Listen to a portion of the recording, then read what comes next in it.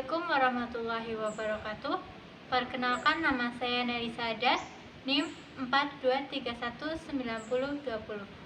Perkenalkan, nama saya Harisma Desti Pramaswari dari Prodi Sistem Informasi semester 5, NIM 42319001. Perkenalkan, nama saya Nina Melani dari Prodi Sistem Informasi semester 5, NIM 42310003. Pada kali ini kami akan mempresentasikan mengenai metode sistem pakar. Nah, apa saja sih yang akan kita bahas? Yang pertama ada definisi sistem pakar, yang kedua perkembangan sistem pakar, selanjutnya ada perkembangan sistem pakar di Indonesia, tahap-tahap membuat sistem pakar, kelemahan dan kelebihan sistem pakar, terus juga akan kita sajikan sebuah studi kasus dan juga implementasinya. Baiklah, langsung saja kita pada definisi sistem pakar. Nah, apa sih itu definisinya? Nah, sistem pakar ini termasuk salah satu bentuk artificial intelligence. Apa itu AI? AI itu bidang ilmu komputasi yang memungkinkan kita untuk memahami, bernalar, dan bertindak. Nah, untuk sistem pakar sendiri itu suatu program yang mengandung pengetahuan dari satu atau lebih pakar manusia mengenai bidang spesifik. Nah, jadi sistem pakar ini kita gunakan untuk bernalar atau membuat sistem untuk membuat satu bidang spesifik. Nah, terus yang kita ketahui yang saya ketahui, sistem pakar itu dikembangkan oleh Perisat Kecerdasan pada dasawarsa tahun 1960-an sampai 1970-an dan diterapkan secara komersial di tahun 1980-an. Nah, untuk bentuk umum dari sistem pakar sendiri itu suatu programnya itu dibuat berdasarkan atas suatu set aturan yang menganalisis informasi. Biasanya diberikan oleh pengguna sistem. Nah, terus untuk mengenai suatu kelas masalah spesifik serta analisis matematis dari masalah tersebut. Ya, saya akan menjelaskan perkembangan sistem pakar. Sistem pakar dikembangkan oleh komunitas Artificial Intelligence pada pertengahan tahun 1960. Pada periode ini, penelitian tentang Artificial Intelligence didominasi oleh adanya kepercayaan bahwa beberapa aturan-aturan dari serangkaian pemikiran dengan memanfaatkan kemampuan komputer dapat menghasilkan performance pakar atau setara dengan manusia super. Arah perkembangan dari sub bidang Artificial Intelligence ini adalah General Purpose Problem Solver atau GPS. GPS merupakan prosedur yang dikembangkan oleh Newell dan Simon pada tahun 1973 dari teori mesin logika yang mempunyai tujuan untuk menghasilkan suatu komputer cerdas. Inilah yang kemudian dianggap sebagai pendahulu dari sistem pakar. Pada pertengahan 1960, terjadi pergeseran dari General Purpose menjadi Special Purpose Program. Dengan perkembangan dari general, yaitu sistem mengidentifikasi struktur molekul suatu komposisi kimia yang dikembangkan oleh E. Feigenbaum di Stanford University. Mulai dari saat itu, para peneliti mengakui bahwa mekanisme pemecahan masalah merupakan sebagian kecil dari suatu permasalahan yang kompleks. Perkembangan sistem pakar di Indonesia. Sistem pakar juga merupakan sebuah teknik inovatif terbaru dalam menangkap dan memadukan pengetahuan yang kekuatannya terletak untuk memecahkan masalah-masalah praktis. Suatu sistem pakar umumnya dapat menimbulkan suatu dialog setelah diberikan jawaban. Sistem pakar dapat memberikan solusi atau saran. Sistem pakar dapat mengumpulkan dan menyimpan pengetahuan seorang pakar atau beberapa orang pakar ke dalam komputer. Pengetahuan tersebut kemudian digunakan oleh siapa saja yang memerlukannya. Tetapi dalam pengembangannya, terutama di Indonesia, sistem pakar sangat jarang dimanfaatkan untuk membantu dalam memecahkan suatu masalah. Salah satu indikasinya yaitu kurangnya sosialisasi kepada khalayak umum serta tingkat kekhawatiran dan ketakutan yang terlalu berlebihan dari para pakar karena akan tersaingi kepakarannya. Jikalau ada sebuah komputer yang telah memiliki tingkat kepakaran yang serupa. Sebenarnya, tujuan sistem pakar bukan untuk menggantikan kedudukan seorang ahli atau seorang pakar, tetapi untuk memasyarakatkan pengetahuan dan pengalaman pakar yang sangat langka. Sistem pakar memungkinkan orang lain bisa meningkatkan produktivitas, memperbaiki kualitas keputusan, dan sederhananya, sistem pakar bisa memecahkan masalah yang rumit, meskipun tidak ada seorang ahli. Tahap-tahap membuat sistem pakar. Yang pertama ada mengidentifikasi masalah dan kebutuhan. Pada tahap pertama ini, pembuatan sistem pakar adalah mengkaji situasi, memutuskan dengan pasti tentang masalah yang akan dikomputerisasi, dan apakah sistem pakar dapat membantu menjawab permasalahan tersebut. Yang kedua yaitu menentukan problem yang cocok. Jika masalah telah didefinisikan dengan jelas, maka langkah selanjutnya adalah mengkaji lebih dalam untuk mengetahui apakah masalah tersebut tepat untuk sistem pakar. Menganalisa masalah dimulai dengan jelas menulis pertanyaan itu sendiri, mewawancarai orang-orang yang berhubungan dengan seorang agar memperoleh pandangan yang berbeda. Yang ketiga ada mempertimbangkan alternatif. Pertimbangan alternatif, solusi lainnya adalah sistem manajemen basis data untuk masalah yang dikerjakan. Dengan database management system, proses yang diutamakan adalah menyimpan data atau informasi dan hanya mengakses jika diperlukan. Yang keempat, ada menghitung pengembalian investasi. Jika pilihan jatuh kepada sistem pakar, maka langkah berikutnya adalah menentukan apakah sistem pakar lebih mengutamakan atau tidak.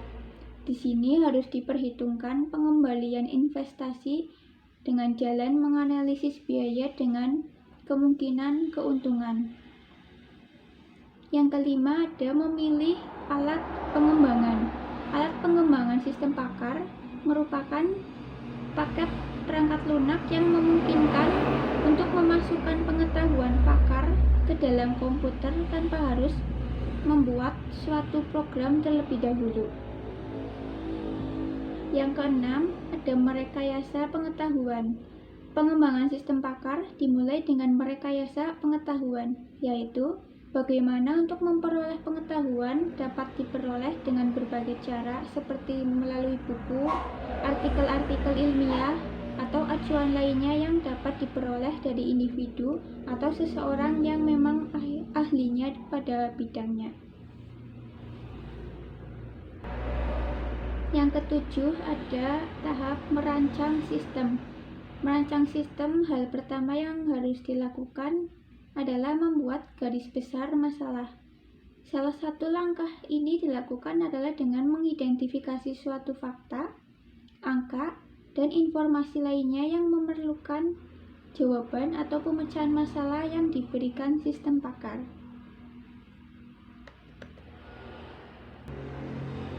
Tahap yang ke-8 yaitu melengkapi pengembangan.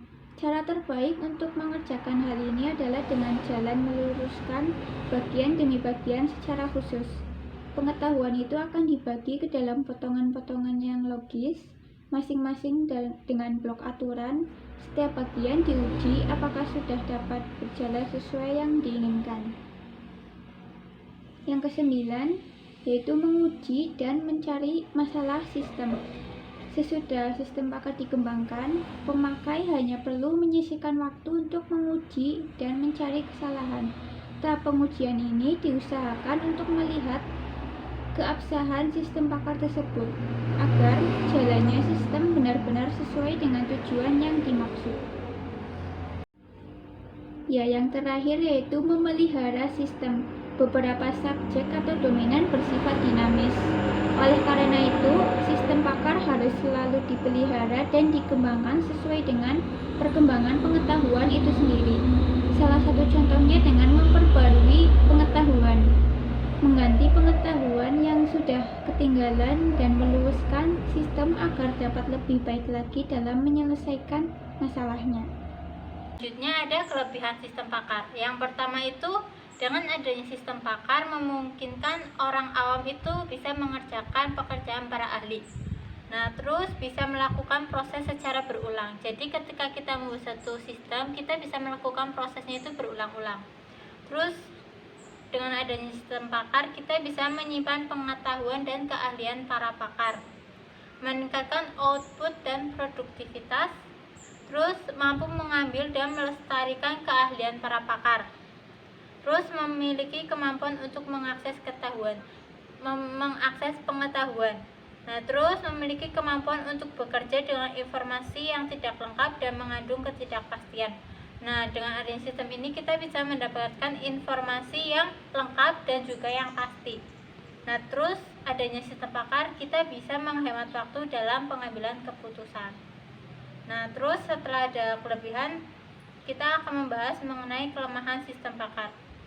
Nah, untuk pengetahuan yang akan diambil itu tidak selalu tersedia. Terus ada kepakaran yang sangat sulit diekstrak oleh naluri manusia.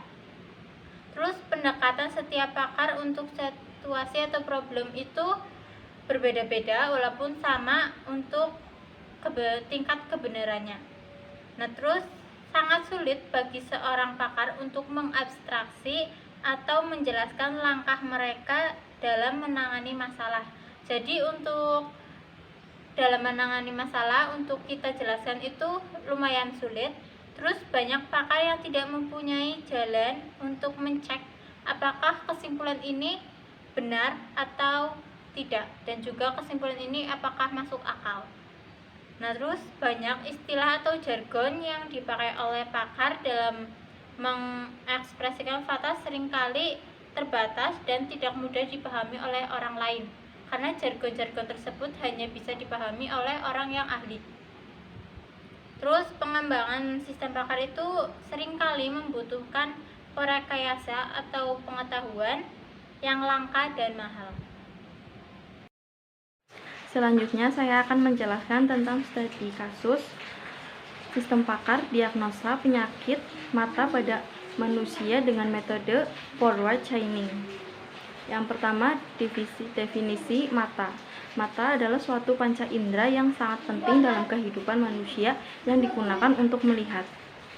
Maka dari itu, jika mengalami gangguan atau penyakit mata, maka akan berakibat sangat fatal bagi kehidupan manusia. Jadi sudah seharusnya mata perlu dijaga dalam kehidupan sehari-hari agar tetap sehat. Sedangkan forward chaining menurut Wilson, forward chaining berarti menggunakan himpunan aturan kondisi aksi. Dalam metode ini, data digunakan untuk menentukan aturan mana yang akan dijalankan, kemudian aturan tersebut dijalankan, proses diulang sampai menemukan suatu hasil. Selanjutnya adalah pengkodean. Di sini ada premis. Premis itu maksudnya gejala. Yang pertama, G1 mata merah merata, G2 mata merah tidak merata, G3 mata berair, G4 mata terasa sakit dan nyeri, G5 merasa seperti kelilipan, G6 lengket di saat pagi hari, G7 mata terasa panas, G8 mata gatal, G9 tidak tahan cahaya, G10 mata cepat lelah, G11 penurunan penglihatan atau kabur, G12 terdapat kotoran mata atau sekret, G13 palpebra bengkak warna merah ungu, G14 palpebra bengkak warna biru jingga, G15 bintik kecil, di kelopak mata atau bengkak. G16 terdapat abses atau kantung nanah. G17 bayangan pelangi di sekitar lampu.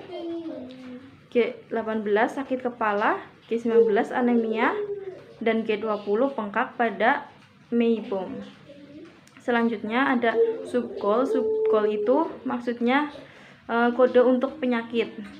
Yang pertama P1 artinya episkleritis, P2 konjungtivitis, P3 keratitis, P4 skleritis, P5 hordeolum, P6 uveitis.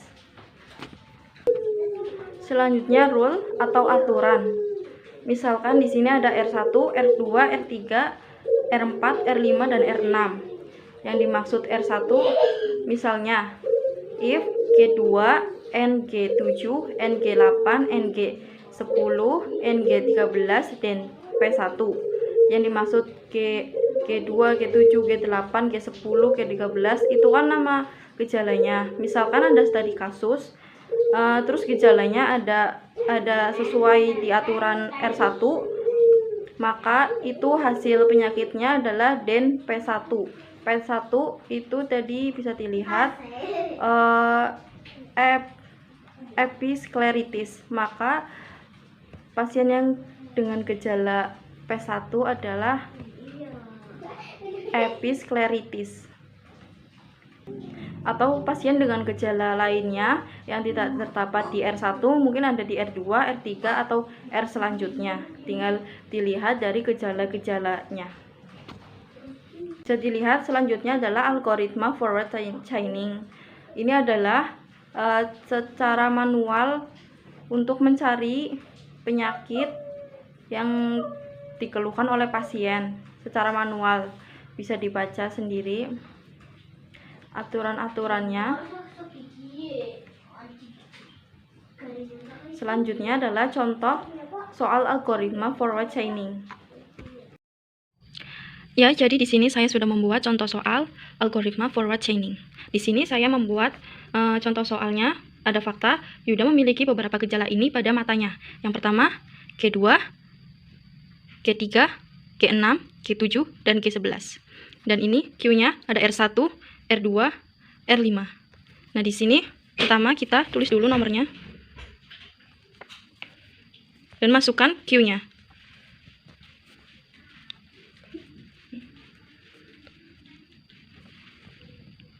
Setelah seperti ini, kita lihat yang pertama R1, kita lihat pada rule. Pada rule 1 kita tarik seperti ini. Seperti ini.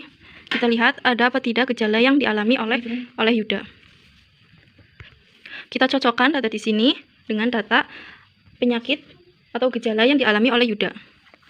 Yang dialami ada G2, G3, G6, G7, G11. Kita lihat di sini ada G2. Ya, hanya ada G2. Maka kita di sini tulis R1. Dan di sini kita lihat di sini dan P1. Kita tulis P1 saja. Kita tambah di sini juga P1. Ini kita coret. Kita buat nomor 2. Kita turunkan yang R2 di sini dan seperti tadi kita cari di rule. Adakah data yang sama dengan gejala yang dialami Yuda? Kita cocokkan lagi, adakah data yang sama dengan gejala yang dialami Yuda? Di sini di rule 2 ada G1, G3, G7, G8, G10 dan G12. Dan di data yang dialami oleh Yuda ada G3, G6, G7 dan G11. Maka yang sama di sini adalah G3. Di sini kita coret ya. G3, G7 dan sudah ya. G3, G7. Nah, di sini kita tulis lagi R2 dan ini hasil yang tadi. Sini ya, teman-teman. P2 kita tulis di kolom G. P2 dan di sini juga P2. Terus kita cari lagi nomor 3-nya, berarti tinggal R5. Kita cari di R5, di roll-nya. Sini. Bisa dilihat ada G2, G15, G16, G19, dan G20. Dicocokkan ada atau tidak? Ya, sepertinya tidak ada, teman-teman. Jadi kita langsung tulis aja di sininya R5. Di kolom G-nya kita strip aja karena tidak ada hasilnya. Jadi pada soal contoh kali ini hasilnya kita menemukan P2. Hasilnya P2.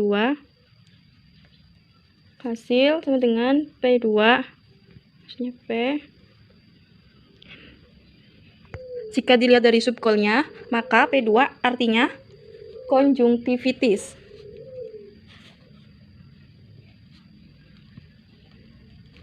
Maka Yuda mengalami gejala konjungtivitis. Selanjutnya saya akan menampilkan contoh sistem pakar dengan studi kasus penyakit ginjal. Ini adalah contoh sistem pakar berbasis web. Pada tampilan awal akan terlihat seperti ini. Ada tulisan sistem pakar untuk mendiagnosa penyakit ginjal. Ini adalah halaman login. Untuk yang belum punya akun atau username, password, atau pasien baru, kita lakukan registrasi dulu. Klik tombol daftar. Dan akan tampil seperti ini form registrasi. Isi semua kolomnya, nama lengkap, username, password, umur, dan jenis kelamin. Jika sudah, klik daftar. Jika berhasil mendaftar, maka tampilannya akan seperti ini. Terdapat tulisan selamat Anda sudah terdaftar dalam sistem kami. Silakan login dengan username dan password Anda. Lalu klik di sini untuk berkonsultasi. Maka kita harus mengeklik tulisan di sini. Setelah mengekliknya, kita akan kembali ke halaman login. Nah, di sini kita pilih dengan nama pasien. Nah, username dan password yang sudah tadi kita buat, kita masukkan.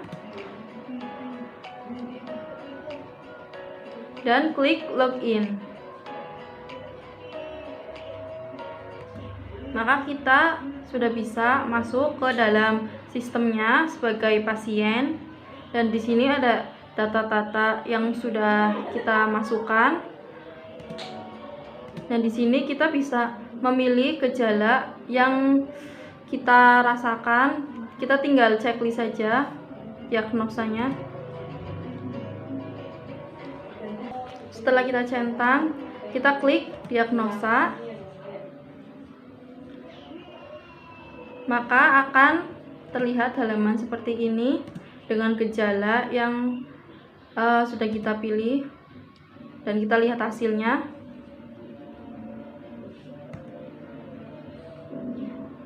Di sini akan ada gejala yang Anda derita, terus gangguan yang Anda derita, terapi,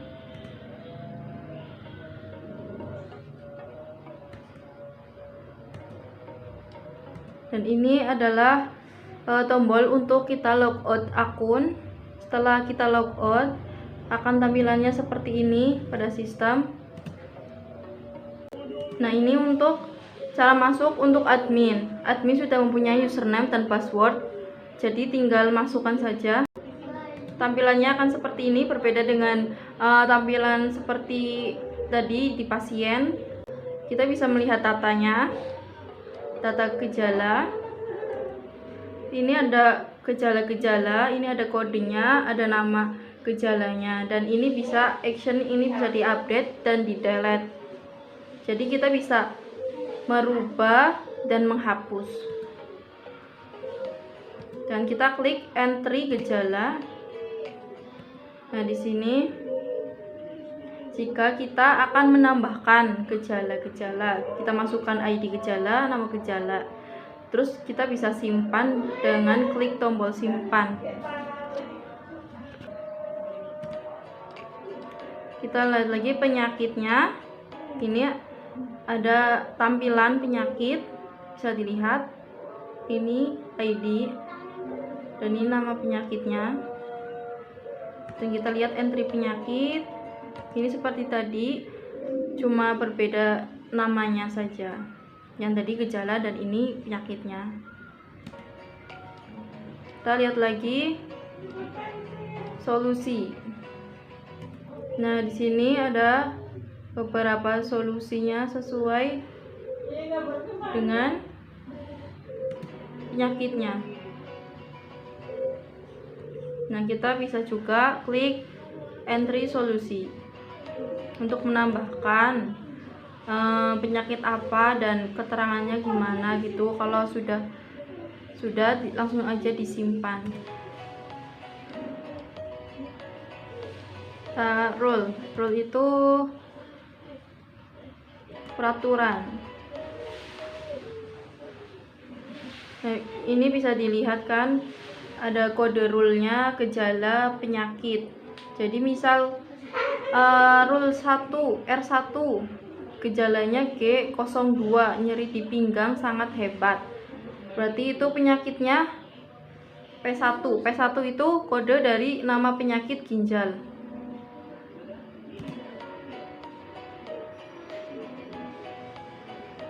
Nah, laporan di sini jika menjadi admin, jadi kita bisa melihat semuanya termasuk laporannya, data pasien. Nah, di sini juga sudah terlihat tadi yang saya tambahkan Sambas. Jadi langsung masuk ke datanya.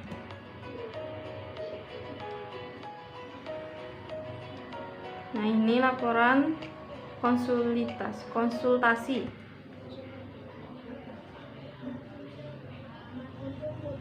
Nah, ini jika mau keluar seperti pasien, sama saja langsung keluar, ya selesai.